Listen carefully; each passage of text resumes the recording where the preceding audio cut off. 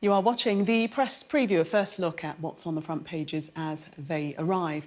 It's time to see what's making the headlines with the Daily Express's political editor, Sam Lister, and the New Statesman's associate political editor, Rachel Cunliffe. They'll be with us from now until just before midnight. So let's see what's on some of those front pages for you now. End of an era is the leading line on the Financial Times as the chair of Fox and News Corp, Rupert Murdoch, steps down, handing his media empire to his son. The headline for the Daily Mail, Starmer lets cat out of bag on Brexit betrayal. The Eye is reporting on claims from economists that interest rates have hit a peak. The Guardian headline reads campaigners plan legal challenges to Sunak's U-turn on green policies.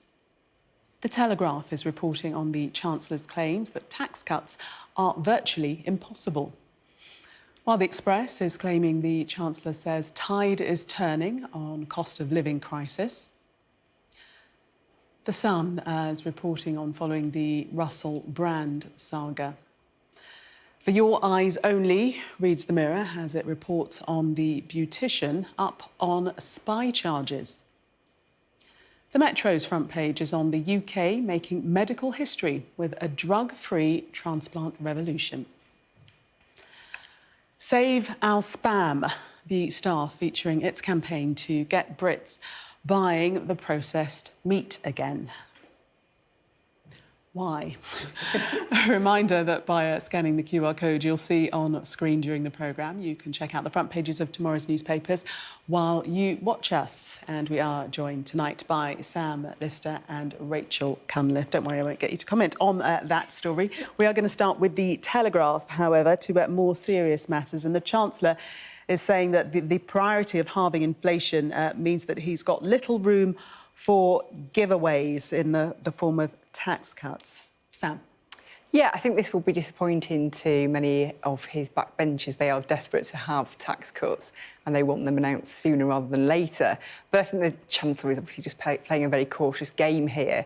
The economy is still very volatile. We've seen from the Bank of England today that interest rates have been held, but it was a very, very close decision. The Monetary Policy Committee was split 5-4, so it could have easily gone the other way. And there are still 2 more decisions for that committee to take by the end of the year.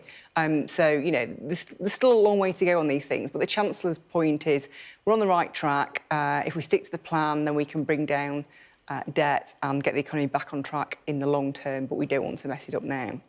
And Rachel, really, I suppose the Chancellor setting expectations. Yes, trying very hard to manage expectations, but also to leave himself a little bit of wiggle room so that it's possible to announce tax cuts in the budget in the spring, just before an election. Not quite sure when the election is going to be, but to kind of save it for then when it will have the most political impact. The voices in the Conservative Party clamouring for tax cuts are growing louder, especially because it turns out that government borrowing has been lower than forecast, and you've got a lot of Conservatives going, look, you said borrowing was going to be X amount, it's less than that, why can't you use that money on tax cuts? But the Chancellor's point is that government borrowing, the interest rates on government borrowing are still higher than expected. They're anticipated to stay higher for longer, and that means getting down inflation is sort of the core priority. Although I think even if they do manage to hit that target, to halve it from over 10% to 5.3%, which is what Rishi Sunak's target is by the end of the year, they're still going to have a political challenge on their hands, I think, because a lot of people in this country assume that falling inflation means falling prices. It doesn't. It means things are going to continue getting expensive, just at a slightly slower rate. People are still going to be feeling the pressure, feeling poorer. So while inflation is a really important thing to bring down in sort of the wider economic context, I don't think it will help the individual budgets of voters quite the same way as, say, tax cuts would.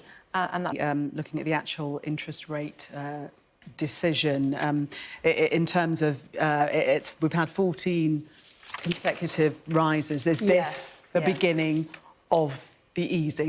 I mean, that is clearly what everybody hopes. This has been the first time that we've not had an interest rate rise since November 2021. I mean, that's quite an astonishing thing, really, isn't it? The best part of 2 years, we've had 14 of these rises. So clearly, this is a kind of great boost to to people who hold mortgages today, because they potentially faced another few £100s on their bills if they were renegotiating or on trackers.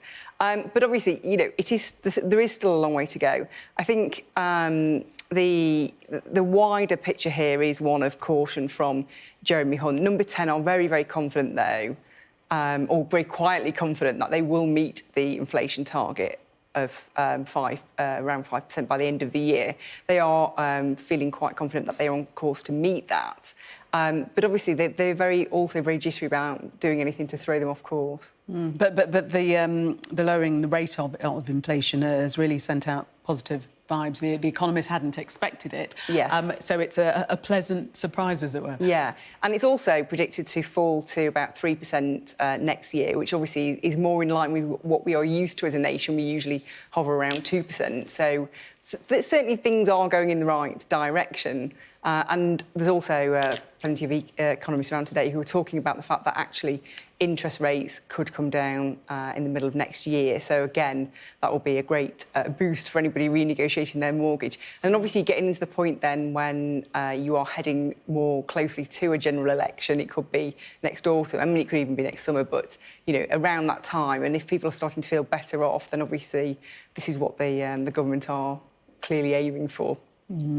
Politics. Yes. Always. Let's move to the other story on the front of the Financial Times, and describing it as the end of an era. Rupert Murdoch stepping back, not down, stepping back at the age of 92, Rachel. When I saw this story, my first thought was, this isn't how Succession was meant to end. Obviously, that just tells you how much of a figure in media popular culture Murdoch was in his empire, that obviously that show was possibly based on him or a family like him. And that is the suggestion. That is the suggestion, which we can neither confirm nor deny.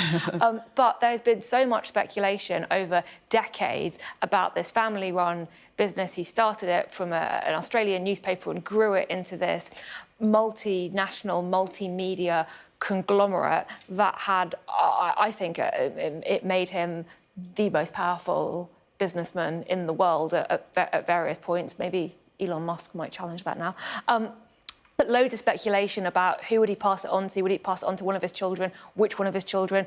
Would it be his eldest son? And we found out today that he is stepping back. He's going to be chair emeritus. Not quite sure what that means. So he's still going to be involved and a presence there, but not strictly running it. But he issued this letter announcing the plans to step back, in which he said, like, I kind of want to read it in full. He talked about elites. He writes, elites have open contempt for those who are not members of their rarefied class. Most of the media is in cahoots with the elites, peddling political narratives rather than pursuing the truth. And you think, yes, that's true, but if you were to name a media elite who was quite cosy with the political classes in various countries, you would probably start by discussing Rupert Murdoch, would you not? So I thought that was an interesting detail. Yes, a very interesting letter, wasn't it? And I mean, many people, obviously, as you say, would describe him as being part of that elite.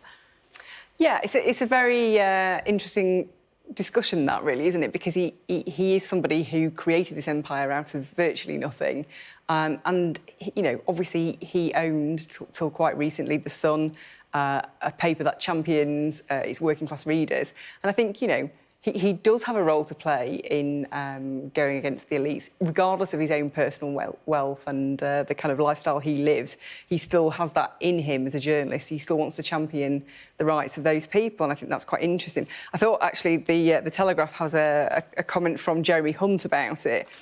And he very diplomatically says he's had moments of feeling different emotions towards Mr Murdoch, but described him as a formidable operator. I mean, that is a very carefully worded response to the announcement.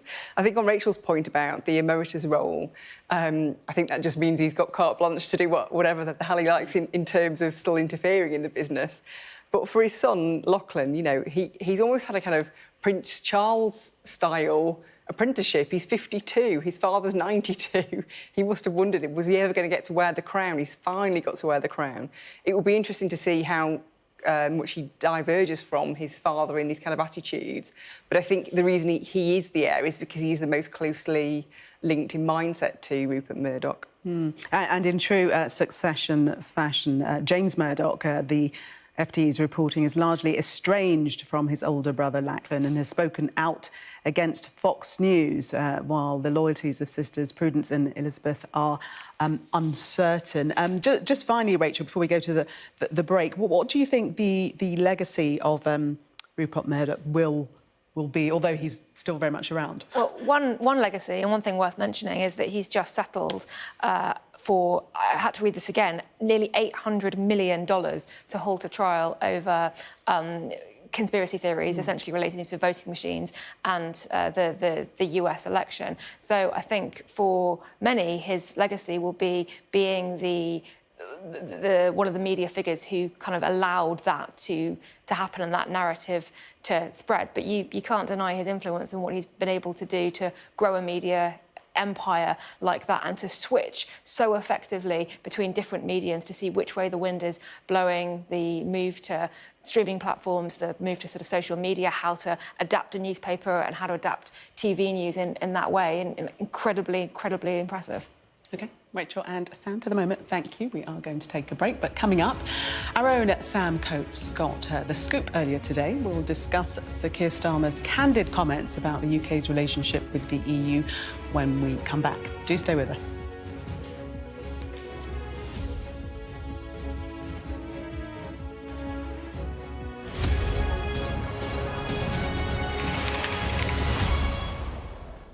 You are watching the press preview. Still with me, Sam Lister and Rachel Cunliffe. Let's take a look at the Mail front page. And they're accusing Sir Keir Starmer for letting the cat out of the bag on Brexit. Take us into this story, Sam.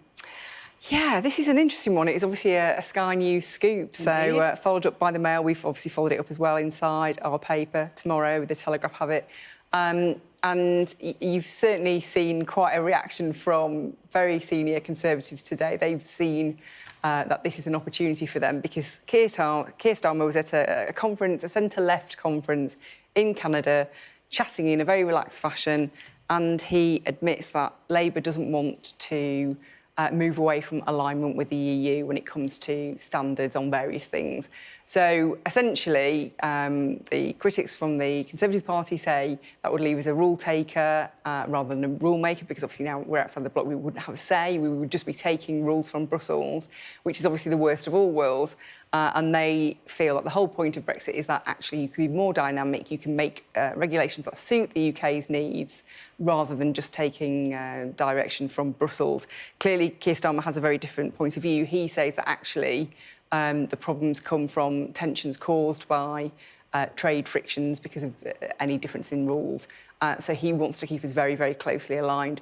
Now, Conservative and backbencher MPs say to me that actually you then are just in the orbit of the EU, and ultimately the Labour Party will then say, look, we're taking all these rules from Brussels, we might as well just go back in, and that long-term, the plot is to drag the UK back into the EU. Rachel, are you surprised that he said this? I mean, he must have known how this would be interpreted, least of all by the Conservatives and his critics. I am surprised because Labour has been so careful over the last year not to make comments like this and not to say anything that could give critics of Starmer the chance to say, look, he just wants to take us back into the EU. I mean, I watched the full clip, and actually what he says is we don't necessarily want to diverge because we make our regulations around shared values, and if we have the same values as you on things like environmental protections or workers' protections, why would we diverge? And he goes, there's a lot more common ground than you think. So I think what he was trying to say, and certainly what the audience took from that, is that Britain doesn't have to take the EU rules, but actually if you are working towards a common goal, you might end up with regulations that look very similar because you both want the same thing, and then you would have far less friction to trade, and that would boost our economy and get rid of a lot of the red tape and the friction that we've seen as a result of Brexit. That's what he was trying to say, and I think that's a very reasonable point.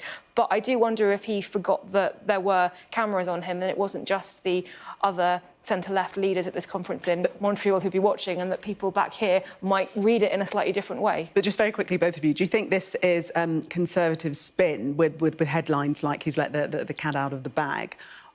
or do you think that really what he was trying to say should be interpreted in the way that Rachel's saying? I think he felt very comfortable sitting in a room with like-minded leaders far, far away from Westminster, which he said recently that he hates. He prefers being in Davos.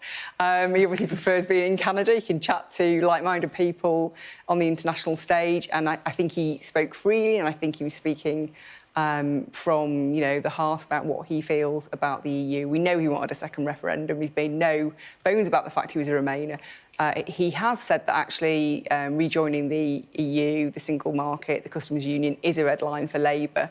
That may be so at the next election, but if Labour do get into power, they are putting us on a trajectory, really, by the looks of it, to rejoining some form. Rachel, we've got about 30 seconds to talk about this medical breakthrough pictured on the front page of the Metro. That's good, because I only have 30 seconds worth to say about it, except that I'm really, really excited. This is the first ever drug-free transplant, an 8-year-old girl, and it says that her immune system has been reprogrammed using stem cells from her mum, who also donated a kidney, and that means that her body now accepts the organ. She won't have to take immunosuppressants for the rest of her life. Pioneering medical breakthrough here, and has really, really exciting implications. Yeah, indeed. Good news story. Sam and Rachel, thank you both.